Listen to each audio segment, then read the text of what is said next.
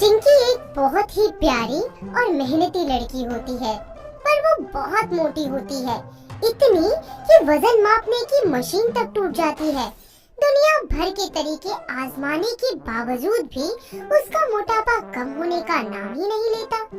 उसके माता पिता को अपनी गोल मटोल सी चिंकी से बेहद प्यार होता है। ऐसे ही एक दिन चिंकी अपने पिता रविंदर के साथ स्कूटर पर बैठकर बैंक जा रही होती है। तभी स्कूटर से गिर जाती है। पापा लग गए मुझे। अरे देख, तूने जमीन की कितनी सारी चींटियां मार दी। तभी आसपास के लोग भारी भरकम चिंकी को देख हंसने लगते हैं और उसका मजाक बनाने लग जाते हैं। अरे भाई साहब देखो, आती ने स्कूटर को पलट दिया। जैसे मोटे भैंस के कारण सड़क पर गड्ढे पड़ जाते हैं भाई। चिंकी आसपास के लोगों की बुरी सी नजरों और अपने मोटापे का मजाक बनते देख बहुत उदास हो जाती है। दिन बीतते जाते हैं। चिंकी अपने मोटापे के कारण डिप्रेशन की तरफ बढ़ने लगती है। इसी दौरान उसके लिए एक दुबले पतले करण नाम के लड़के का रिश्ता आता है। दोनों के परिवार वाले कुछ ही समय बाद उनकी शादी करा देते हैं। शादी के बाद से ही उसकी सास सुरेखा और पति करण उसके मोटापे को लेकर मजाक बनाते ही रहते हैं। ऐसे ही एक दिन, अरे ओ हथनी, कहाँ चींटियां मार रही है? इधर आ। आप ऐसे क्यों बोल रही है मुझे? हथनी नजर आती हूँ मैं आपको? अरे माँ, ये क्या बोलती रहती हो तुम? ये हाथी थोड़ा ना, ये तो हिप्पोपोटामस है। तो आपका बेटा क्या है? माचिस की तिल्ली। ओ माचिस की तिल्ली की मोटी मोटी बिल्ली। चुप कर। मैं क्यों चुप करूं? पहले अपने छुआरे से बेटे को तो देखो। अरे बेशरम, अपने पति के लिए भला कोई ऐसे बोलता है? शरीर के साथ साथ दिमाग भी मोटा है क्या तेरा? मोटो। चिंकी अपनी सास की बात सुनकर बुरा सा मुंह बना लेती है और पैर झटककर गुस्से में वहाँ से चली जाती है। तभी दरवाजे की बेल बजती है। अरे मैगी और चिप्स खा खा के सोफा ही तोड़ती रहेगी या दरवाजा भी खोलेगी? जाती हूँ सासू माँ। सारा काम करते रहो, चैन से चिप्स भी नहीं खाने देते। हाँ नहीं तो। करण अपने दोस्त समर के साथ घर पहुंचता है। चिंकी दरवाजा खोलती है, जिसे देख करण का दोस्त समर मजाकिया मूड में आ जाता है। अरे नमस्ते भाभी जी, क्या बात है? आज तो बिल्कुल लड्डू जैसी लग रही हो। हाय, नजर ना लगे किसी की। नमस्ते। आप भी किसी सूखे बात से कम नहीं लग रहे देवर जी। आप लोग बैठिए, मैं चाय नाश्ता लेकर आती हूँ। अरे दोस्त, आज तक तो हाथी और चींटी की कहानी सिर्फ सुनी थी, आज तो मैंने देख भी ली। तुम्हारी जोड़ी तो भगवान ने एकदम फुर्सत में लिखी होगी। अरे यार, तू भी ना, क्यों मजाक कर रहा है खामखा? अरे भाई, तू तो खामखा बुरा मान गया। मैं तो सिर्फ हाथी और चींटी की कहानी की बात कर रहा था। क्या हुआ? मेरे पास हिप्पोपोटामस की कहानी भी है। सुनाओ क्या? हिप्पो। अरे यार, क्या किस्मत लेकर आया हूँ इस धरती पर। ये गोलगप्पा सी बीवी मुझे ही मिलनी थी क्या? कैसा छुआरे जैसा पति मिला है मुझे। मेरा मजाक उड़ते देख कुछ कह भी नहीं रहे। अरे लीजिए लीजिए, नाश्ता कीजिए बातों के साथ साथ। हाँ हाँ, मेरा तो हो गया भाभी जी। ठीक है भाई करण, मिलेंगे बहुत जल्द। इस तरह समर जलती हुई आग में घी डालकर चला जाता है। करण और चिंकी का मनमुटाव एक भयंकर झगड़े का रूप ले लेता है।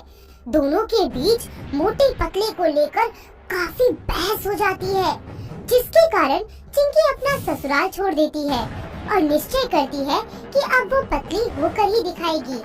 इस इरादे के साथ अपनी चिंकी मायके पहुंच जाती है। माँ, पिताजी, मैं नहीं जाऊंगी उस घर में दोबारा। सब मेरे मोटापे का मजाक उड़ाते हैं वहाँ पर। मेरा पति भी। क्या मैं इतनी मोटी हूँ?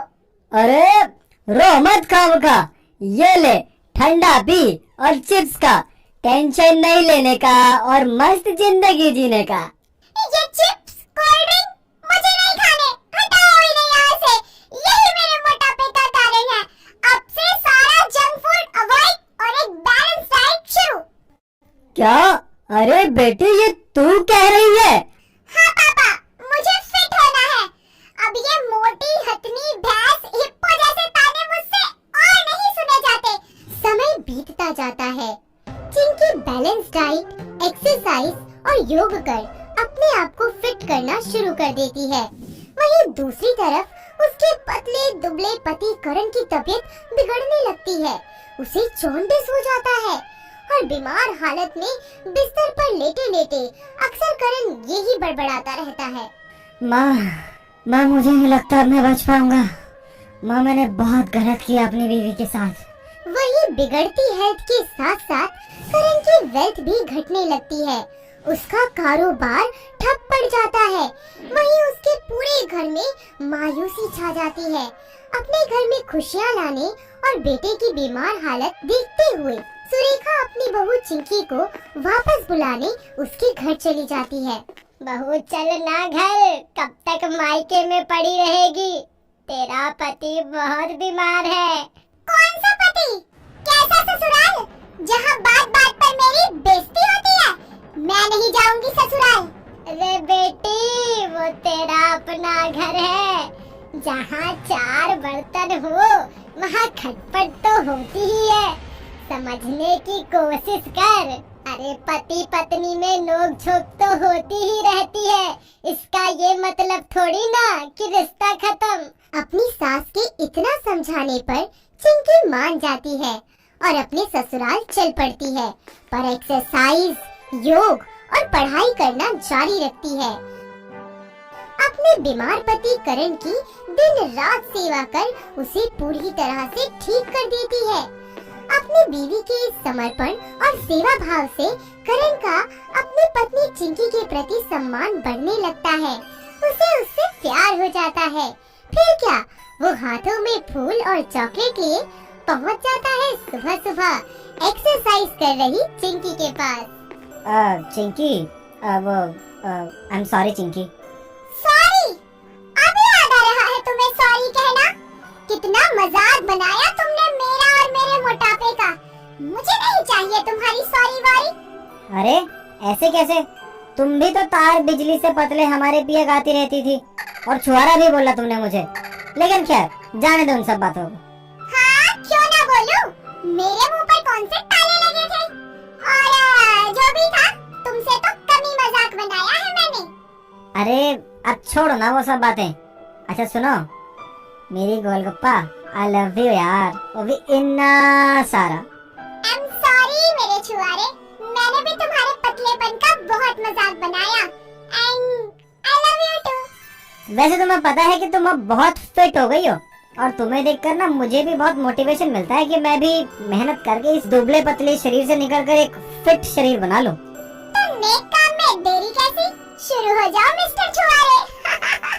इस तरह दोनों ही पति पत्नी हर रोज एक्सरसाइज, योग और बैलेंस डाइट कर हेल्दी लाइफस्टाइल अपनाने लगते हैं और अपने मोटू पतलू की जोड़ी फिट एंड हेल्दी जोड़ी में ट्रांसफॉर्म हो जाती है और दोनों खुशी खुशी